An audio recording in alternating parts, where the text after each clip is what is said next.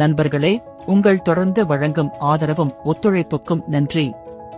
நிதி ஆண்டின் முடிவை நோக்கி செல்லும் இந்த நேரத்தில் எண்ணிக்கை அமைப்புகளை நம்பர் கான்ஃபிகரேஷன் எவ்வாறு புதுப்பிப்பது என்பதை இந்த வீடியோவில் காணலாம். எண்ணிக்கை அமைப்புகளை மாற்றுவதற்கான படிகள்: செட்டிங்ஸ் சென்று நம்பர் கான்ஃபிகரேஷன் தேர்வு செய்யவும், மேல் வலது மூலையில் உள்ள சர்ச் ஐ கிளிக் செய்யவும், நம்பர் டைப் ஃபில்டர் இல் தேவைப்படும் அமைப்பின் பெயரை உள்ளிடவும். உதாரணம்: பில் நம்பர் கான்ஃபிகரேஷன் மாற்றம். டிராப் டவுன் பட்டியலில் பில் நம்பர் தேர்வு செய்து சர்ச் செய்யவும்.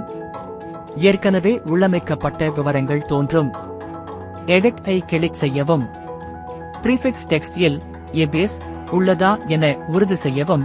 எபேஸ் சிறிய எழுத்தில் இருக்க வேண்டும். கரண்ட் ஐ 0 ஆகஸ்ட் மாற்றி சேவ் செய்யவும். எபேஸ் அவசியம் உள்ளிருக்க வேண்டும், இதனால் நிதி ஆண்டின் 25 எண்ணிக்கை தானாகவே சேரும். ப்ரீஃபிக்ஸ் மாற்றம் தேவையில்லை, ஆனால் கரண்ட் ஐ 0 ஆகஸ்ட் மாற்றுவது அவசியம்.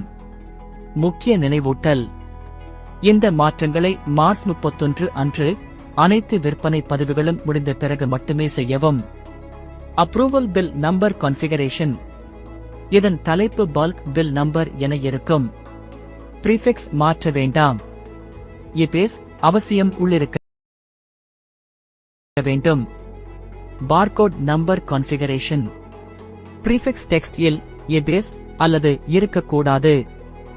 பார்கோட் ப்ரீஃபிக்ஸ் மற்றும் கரண்ட் நம்பர் மாற்றலாம். போலவே கீழ்க்கண்ட எண்ணிக்கை அமைப்புகளையும் புதுப்பிக்கலாம்: purchase return, supplier payment, bundle code, barcode, sale return, ஏலார் என்ட்ரி நம்பர்.